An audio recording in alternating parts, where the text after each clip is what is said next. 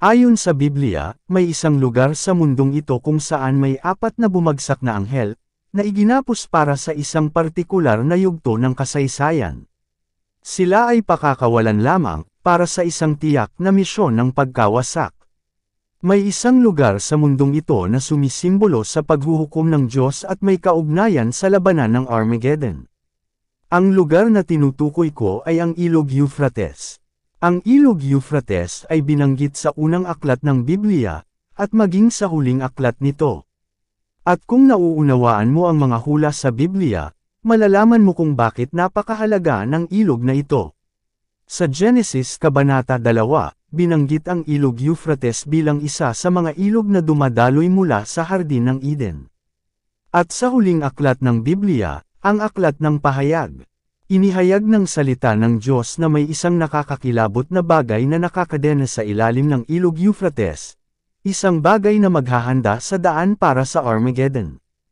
Ang Ilog Euphrates ay isang mahalagang palatandaan sa kasaysayan ng Biblia, katulad ng kwento ng Tore ng Babel. Naniniwala ang mga historiador na ang lungsod ng Babilonya ay matatagpuan humigit kumulang 50 milya sa timog ng Baghdad, sa tabi ng Ilog Euphrates.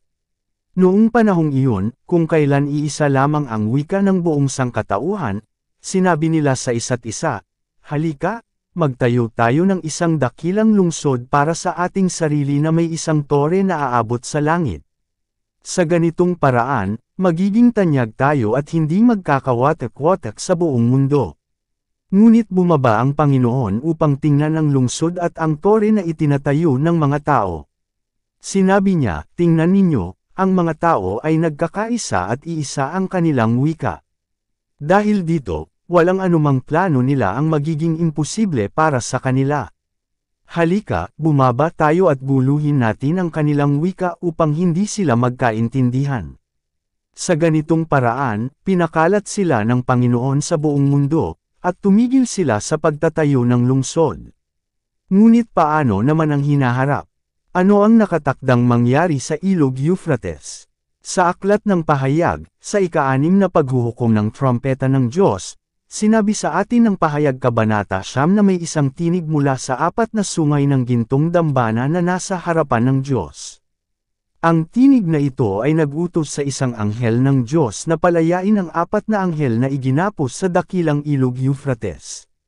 At ang 4 na anghel, na inihanda para sa mismong oras, araw, buwan, at taon na iyon, ay papalayain upang patayin ang 3 bahagi ng sangkatauhan. Kailangan mong maunawaan na ang 4 na masasamang anghel na ito ay walang kapantay sa kasaysayan ng mundo. Masama ang mga anghel na ito kung kaya't kinailangang igapos sila ng Diyos sa ilalim ng Ilog Euphrates. Ang tanging layunin ng mga bumagsak na anghel na ito ay lipunin ang 3 bahagi ng populasyon ng mundo. May ilang tagapagpaliwanag ng Biblia na nagpapalagay na ang 4 na anghel na ito ay maaaring mga mataas na ranggong anghel na itinapon mula sa langit kasama ni Lucifer. Sinasabi sa atin ng Biblia na nang ipatapon si Lucifer mula sa langit, 1/4 bahagi ng mga anghel ang bumagsak kasama niya. Hindi ibinigay sa atin ang eksaktong detalye kung anong uri ng mga anghel ang itinapon mula sa langit, ngunit may ilang iskolar na naniniwala na maaaring kasama rito ang iba pang mataas na ranggong anghel.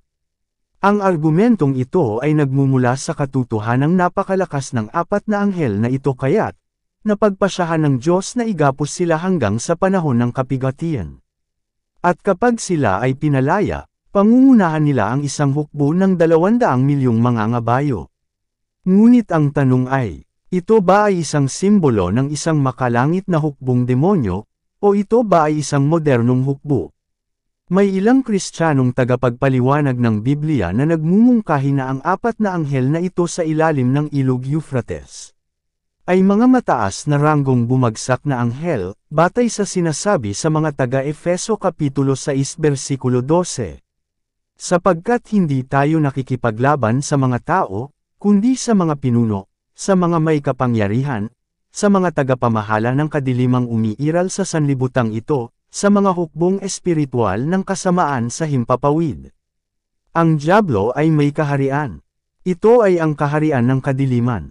At sa kahariang ito, may estruktura. May mga antas ng kapangyarihan, may mga pamunuan o mga punong espiritu, may mga masasamang pinuno ng kadiliman, at may mga hukbong espiritual ng kasamaan, ibig sabihin, masasamang espiritu. May ilan na maaaring magsabi, puro interpretasyon lang ito. Wala namang malinaw na paliwanag ang Biblia tungkol dito. Ngunit kung babalikan natin ang lumang tipan, may isang pangyayari na nagbigay sa atin ng matibay na palatandaan tungkol sa masasamang punong espiritu. Noong panahon ni Daniel, siya ay time na nanalangin at nag-ayuno sa loob ng 3 linggo upang humingi ng pahayag mula sa Diyos tungkol sa hinaharap. Pagkatapos ng matinding pananalangin, isang anghel mula sa Diyos ang nagpakita kay Daniel. Dito natin makikita ang isang matibay na ebidensya tungkol sa mga masasamang espiritu na may mataas na ranggo. Sa Daniel Kapitulo 10 versikulo 12 hanggang 13, mababasa natin ang ganito.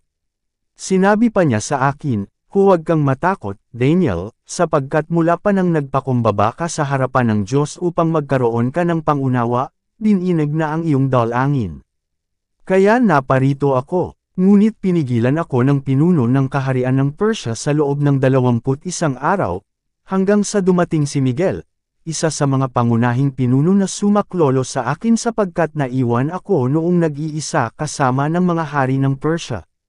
Dito natin makikita na may mga espiritual na prinsipe na namamahala sa mga kaharian sa mundo, mga makapangyarihang demonyo na may tungkulin sa kaharian ng kadiliman. Kaya mula sa unang araw na nagsimulang manalangin si Daniel, agad nang isinugo ng Diyos ang isang anghel upang sagutin siya. Ngunit ang anghel na ito ay naantala ng 3 linggo. At hindi siya naantala ng isang karaniwang demonyo o ng isang simpleng masamang espiritu.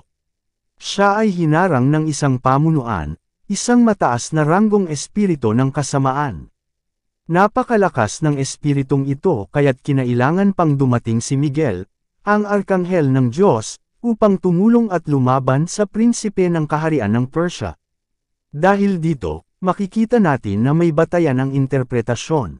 Ang mga anghel na iginapos sa ilalim ng ilog Euphrates ay maaaring mga mataas na ranggong punong anghel, mga anghel ng digmaan o napakasasamang nilalang na naghimagsik kasama ni Lucifer sa langit.